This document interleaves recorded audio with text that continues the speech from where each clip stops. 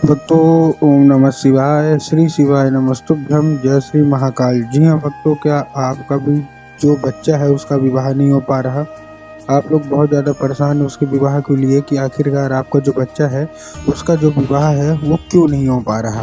आपने बहुत ज़्यादा कोशिश कर ली, बहुत ज़्यादा हाथ पाँव मार लिए कि उसका जो विवाह है वो हो जाए, लेकिन कोई ना कोई अड़चन, कोई ना कोई समस्या आ रही है जिसके कारण उसका जो व्यक्ति है, उसका जो विवाह है वो होने का नाम नहीं ले रहा। तो ऐसे में कौन सा उपाय करें ताकि उस व्यक्ति का जो विवाह है वो अच्छे तरीके से हो जाए। आज की इस वीडियो के माध्यम से हम आपको बताने वाले हैं कि आपको करना क्या है।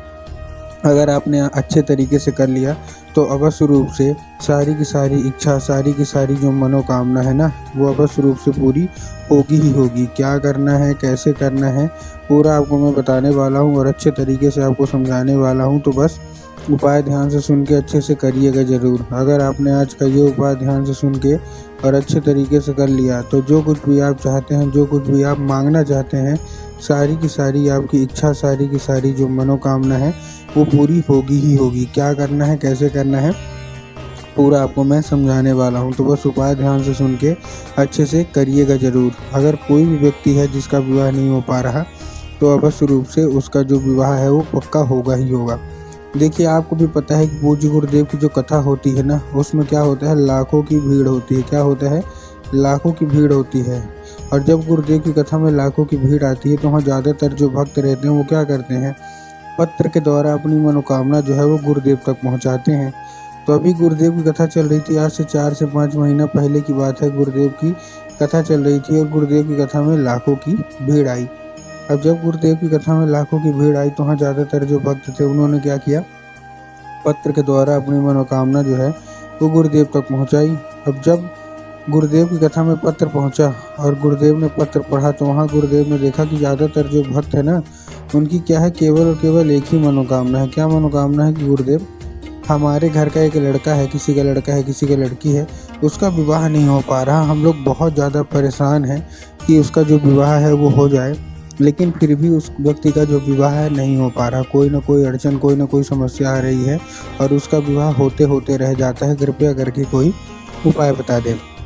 अब जब गुरुदेव ने ये देखा तब गुरुदेव ने 2 से 3 उपाय बताए और कहा, केवल केवल ये उपाय कर लेना, तुम्हारे घर का जो कोई भी व्यक्ति है, जो कोई भी सदस्य है जिसका भी विवाह नहीं हो पा रहा, अवश्य रूप से उसका जो विवाह है वो अवश्य रूप से होगा ही होगा। अब जब गुरुदेव ने उपाय बताया तो लोगों ने जा जाके उस उपाय को घर में करना शुरू कर दिया। अब जैसे ही लोगों ने जा जाके उस उपाय को घर में करना शुरू कर दिया, वही लोग गुरुदेव की कथा में मात्र 1 से 1.5 महीने के बाद वापस आए। अब जब वही लोग गुरुदेव की कथा में वापस आए तो उन्होंने क्या किया, एक बार फिर से एक बार गुरुदेव को पत्र लिखा। लेकिन ये वाला जो पत्र था ये गुरुदेव को धन्यवाद के रूप में पत्र था कि गुरुदेव धन्य हो आपका, आपके द्वारा बताया गया उपाय हमने कर लिया है, हमारी सारी की सारी इच्छा, सारी की सारी जो मनोकामना थी वो पूरी हो गई है। हमारे घर का जो व्यक्ति था, जो सदस्य था, जिसका भी विवाह नहीं हो पा रहा था ना, अब उसका जो विवाह है वो पक्का हो गया है और ये केवल और केवल आपके द्वारा बताए गए उपाय के कारण ही हुआ है। आपका कोटि कोटि धन्यवाद।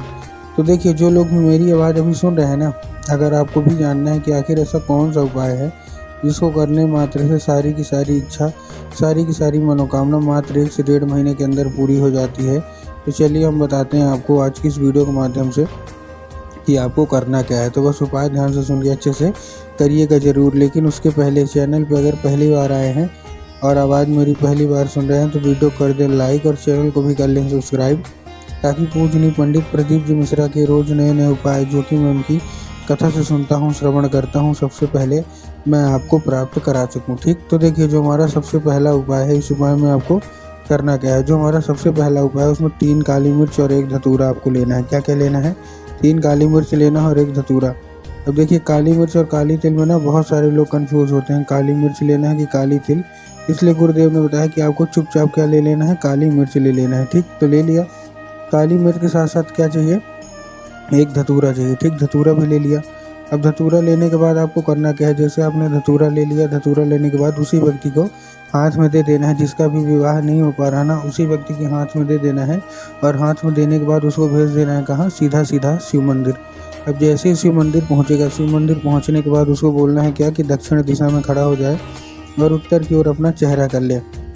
अब देखिए दक्षिण और उत्तर में भी बहुत सारे लोगों के मन में कन्फ्यूज़न आता है कि दक्षिण क्या है, उत्तर क्या है, हमको थोड़ा साफ साफ बताओ। तब गुरुदेव ने बताया है कि आप जिस भी शिव मंदिर जा रहे हैं उस शिव मंदिर का जिधर साइड जलाधारी होगा आपको अपना चेहरा उधर साइड करके खड़े हो जाना है। ठीक, खड़े हो गए। अब खड़े होने के बाद आपको एक नाम लेके, कौन सा, महादेव का बहुत ही सुंदर सा नाम है श्रम्भेश्वर महादेव। तो आपको करना क्या है, आपको श्रम्भेश्वर महादेव का नाम लेके और उन्हीं का स्मरण करके आपको चुपचाप क्या कर देना है, अर्पित कर देना है बस।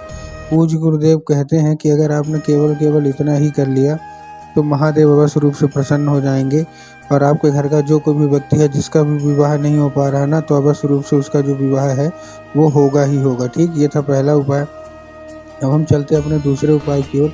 जो हमारा दूसरा उपाय है, देखिए दूसरे उपाय में आपको करना क्या है।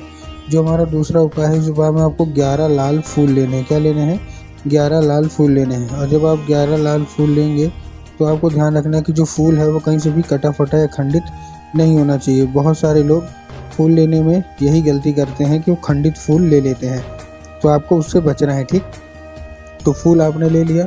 अब फूल लेने के बाद आपको करना क्या है, एक चीज़ का और ध्यान रखना है कि जो फूल है वो एक किस्म का होना चाहिए। एक किस्म का मतलब अगर आप गुलाब का ले रहे हैं तो केवल गुलाब के लीजिए, अगर आप गुड़हल के ले रहे हैं तो केवल गुड़हल के लीजिए। ऐसा नहीं करना कि 2 फूल गुलाब के ले लिए, 3 फूल गुड़हल के ले लिए, 4 फूल किसी और के ले लिए, ऐसा आपको नहीं करना है। एक ही फूल लीजिएगा। ठीक, लेने के बाद आप पहुंच जाइए सीधा कहाँ, शिव मंदिर। अब जैसे ही आप शिव मंदिर पहुंचेंगे, शिव मंदिर पहुंचने के बाद आपको करना क्या है, आपके दिमाग में आया होगा कि जाएंगे जाके बाबा भोलेनाथ के ऊपर अर्पित कर देंगे, जो कि पूर्णतः गलत है। आपको बाबा भोलेनाथ के ऊपर अर्पित नहीं करना, आपको माता शोक सुंदरी के ऊपर अर्पित करना है। अब देखिए, जिसको पता है कि माता शोक सुंदरी की जगह कहाँ होती है उनका तो ठीक, लेकिन बहुत सारे ऐसे लोग हैं जिनको यही नहीं पता कि माता शोक सुंदरी की जगह कहाँ होती है। तब गुरुदेव ने बताया जो जलाधारी है, जलाधारी के बिल्कुल बीचों बीच, कहाँ, जलाधारी के बिल्कुल बीचों बीच उनकी जगह होती है। तो बस आपको वहीं जाके चुपचाप अर्पित कर देना है बस। ये था दूसरा उपाय। अब हम चलते हैं अपने तीसरे और आखिरी उपाय की ओर।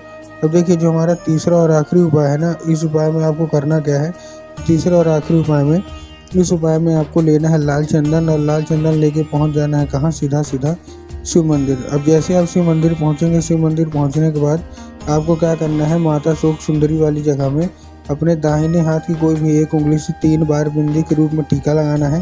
और जब आप 3 बार बिंदी के रूप में टीका लगाएंगे तो उसको औषधि के रूप में वो जो टीका है वो मांग के घर भी लेते आइएगा। अब जैसे उसको घर लेके आएंगे, घर लेके आने के बाद जहाँ आप लोग सोते हैं और जिधर साइड सर करके सोते हैं उधर साइड की जो दीवार होगी ना, उसी दीवार में आपको क्या कर देना है, उसी दीवार में आपको लगा देना है बस। पूज्य गुरुदेव कहते हैं कुछ चंदन के जरिए स्वयं माता शोक सुंदरी आपके घर में प्रवेश कर जाएंगी और आपका मन चाहा विवाह होगा ही होगा।